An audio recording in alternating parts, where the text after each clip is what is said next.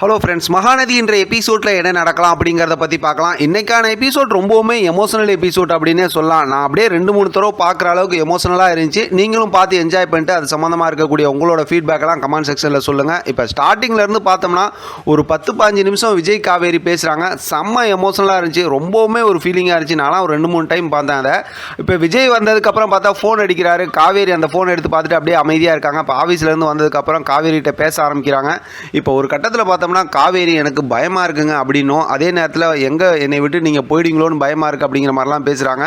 காவேரி கிட்டே விஜய் ரொம்பவுமே பாசமாக பேசுகிறாரு. கடைசியில் பார்த்தோம் அப்படின்னா, இப்போ எனக்கு பர்த்டே வருது, நீ எனக்கு என்ன கிஃப்ட் கொடுக்க போகிற, அது வந்து நீ கடையில் வாங்கியிருக்கக்கூடாது அப்படிங்கிற மாதிரி சொல்லும்போது காவேரி யோசிக்கிறாங்க.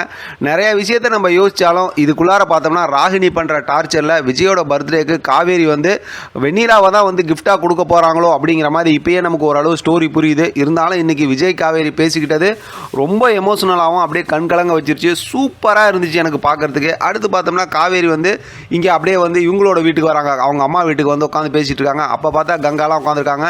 அப்போ பார்த்தா குமரன் வராரு, எல்லாம் பேசிட்டு ஒரு மாதிரி ஃபன் மூமெண்ட்டாக இருக்குன்னு வச்சிங்களேன். இப்போ பார்த்தோம்னா கங்கா கவனிச்சிடுறாங்க காவேரிக்கு ஏதோ பிரச்சனைன்னு. ஆனால் அப்படி இப்படி சொல்லி ஒரு மாதிரி காவேரி சமாளிச்சுட்டு அங்கேருந்து போயிடுறாங்க. இதுக்கடையில் நம்ம டார்ச்சர் யமுனாவை காட்டுறாங்க. அவங்க பார்த்தா நிவினோட அம்மா கிட்ட சண்டை போட்டு கடைசியில் சமைக்க ஆரம்பிச்சிடுறாங்க. போலீஸுக்கெல்லாம் ஃபோன் பண்ணும் அப்படி இப்படின்னு சொல்லி ஒரு மாதிரி மிரட்டி சமைக்க ஆரம்பிச்சிடுறாங்க. அவங்க அம்மா கிட்டையும் ஃபோன் பேசிகிட்டு இருக்காங்க. ஒரு மாதிரி இன்றைக்கான எபிசோட் அப்படியே முடிச்சிட்டாங்கன்னு வச்சிங்களேன். இன்றைக்கான எபிசோடோட செம கதை என்ன ட்விஸ்ட்டு அப்படின்னு பார்த்தோம்னா, இப்போ குமரன் நடிக்க போயிட்டு ஆடிஷன் போனார். அதுக்கப்புறம் பதில் சொல்கிறேன்னு சொன்னதுனால வந்து அப்படியே டெய்லர் கடைக்கு போயிட்டார். ஒரு மாதிரி போகுது. ஆனால் காவேரி சோகமாக இருக்கிறத பார்த்து ஏதோ நடந்திருக்குன்னு சொல்லி கங்கா கவனிச்சாங்க. இதுக்கடையில் பார்த்தோம். ஆனால் அப்புறம் யமுனா சமைக்க ஆரம்பிச்சிட்டாங்க. இதெல்லாம் போனாலும் நம்ம காவேரி விஜய் கிட்ட இன்றைக்கான எபிசோடில் பேசினது நிறைய ஸ்டோரியை நமக்கு சூப்பராக சொல்லிட்டாங்க. அதெல்லாம் இப்போயே நம்ம பேசிட்டோம் அப்படின்னா அடுத்தடுத்து நமக்கு பார்க்குறதுக்கு சுவாரஸ்யமாக இருக்காது. நீங்களும் இன்றைக்கான எபிசோடு வந்து டிவியில் பார்த்து என்ஜாய் பண்ணிவிட்டு உங்கள் ஃபீட்பேக்கை சொல்லுங்கள். அந்த அளவுக்கு ஒரு எமோஷனலாக விஜய் காவேரி 2 பேரும் பேசிக்கிட்டாங்க.